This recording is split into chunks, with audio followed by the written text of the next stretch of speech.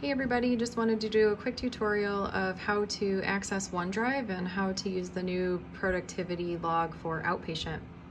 So very first thing you're going to do is you're going to get to your IAMEDA page. You're going to do that by opening Internet Explorer from your desktop. If it's the first time you're logging in, it will ask you for your email and your password, and then it'll bring you to a screen that looks like this. It'll have your name here on this home page so you know that it's accurate. So first thing you're going to do is come up to this cube in the corner called an app launcher. It's called a waffle. So you're going to click on that waffle. All your apps will pop up, and then you're going to choose OneDrive. So you'll see in a second, there's a lot on my OneDrive, but yours won't have quite as much there. It will be under shared for you. So when you go to shared, you'll want to say shared with you, okay? So you want to make sure that you have shared with you selected as opposed to shared by you.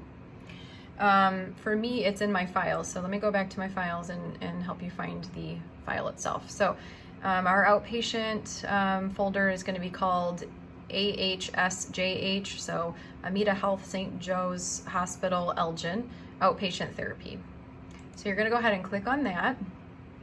Right now, the only thing that's loaded in there is the outpatient productivity log, so pretty easy to find at this point. So you'll click on that, and the outpatient log will open up there. I do have it opened up on the desktop, so I am just going to close that a second and go to the one that I already currently have open. Okay, so when you first open it up, you want to make sure that you're in the All Data tab, okay?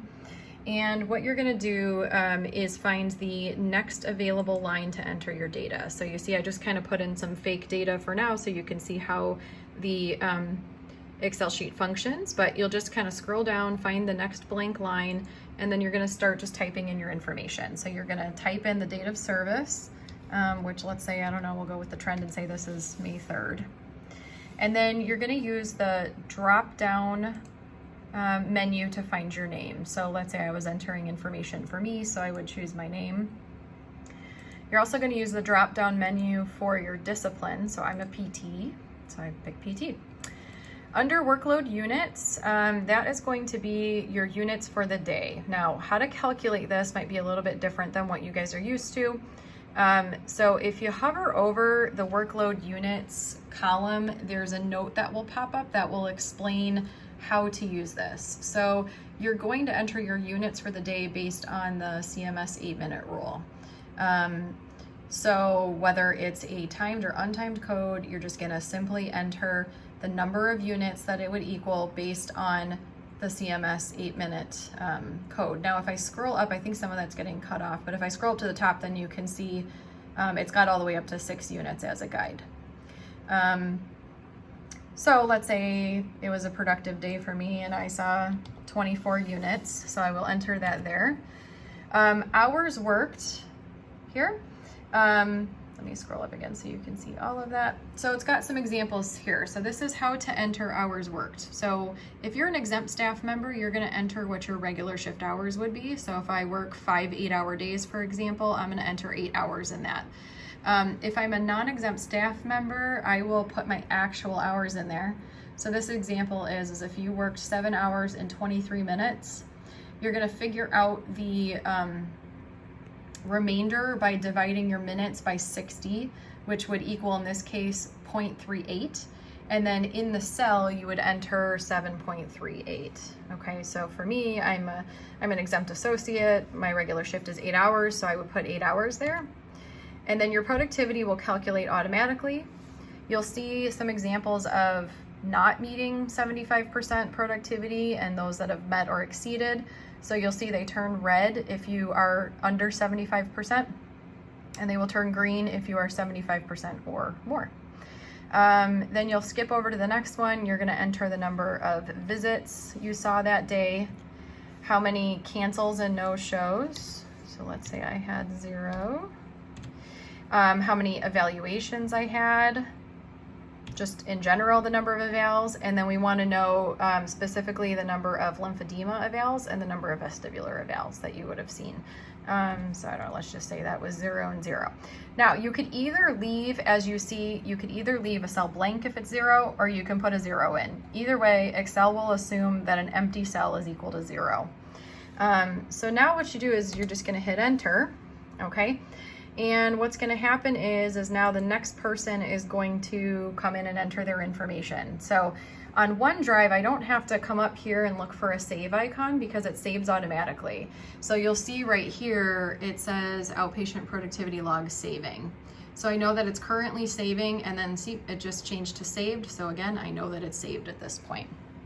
Okay, so now let's say I'm the next associate and I'm coming in here doing this, and I'm entering my information for the third. It'll automatically enter a new line. So you see it created the next shading, and I would go through, right, and I would pick who I am and my discipline and so on and so forth. Okay, so then from there, if you're curious what your productivity is, you can go to this Productivity Totals tab, and it'll show you the productivity by discipline and by month, okay? So what you're gonna do here is you wanna make sure you're seeing the most updated information. We just entered almost 2 lines of information here. So you're gonna go up to where it says data and refresh all, okay? And that'll make sure that you're looking at the most recent data. It has it split up by discipline here. So that would be like your running total for your discipline. And then it has it split up by month. So you can see month to month how you're doing with your units, how many units we've had that month as a collaborative team. So that's all disciplines together. And then what the productivity is, okay? You can also use these slicer here. Let me scroll out a little bit. You can use these slicers to look at a specific discipline, okay? And then you're gonna take that slicer off by clicking that funnel, clicking the X on the funnel, and it'll take that slicer off or that filter off. And then you can also look for yourself. So I could come down and I can say, well, how am I doing specifically, right? And I can look and see what my year-to-date productivity is. And then I can look and see month to month how my productivity is looking and how many visits I've seen each month, how many patient visits. Okay, so it's kind of a nifty tool just to see how you're doing, where you stand, how many patients you're seeing, and all of that good stuff, okay? So that's that tab. The last tab is a daily volume report. That's something that Joyce and I will be using to report our numbers to the system. So this is just probably not something you're really ever gonna need to look at, but just know that it exists. It's got it broken up by discipline. And then you can filter it by month. So again, if I just wanna see like what May looks like, I can come and see the grand total for May, or I can see it by date, the number of visits for each discipline, how many cancels, how many no-shows, and how many units, okay? And you know, this will be probably ever evolving depending on what we want to track and see. I also put up top here our year-to-date volume, so how many workload units we'll have year-to-date, how many hours of work, and then what our productivity would equal out to. One last thing to keep in mind, we traditionally would calculate productivity on a 100% scale. The requirement is 75% or more, so nothing's changed there. However, AMITA does a conversion where they work off of 100% is equal to 75% productive. So all you need to do is add 25 to your number. So keep that in mind, that you're gonna take, you know, like this 70.31 and you're gonna add 25, and that's gonna give you the same equivalent on AMITA's scale. So their expectation is that our departments will be 102% productive, which roughly equals about 77 to 78% productive on our scale. So just something to keep in mind. All right, that's it. Thanks, guys. Oh, well, so the expectation, I guess I should explain that. The expectation is at the end of every shift, you're coming in and you're filling out this information here. Okay, all right, thanks, bye.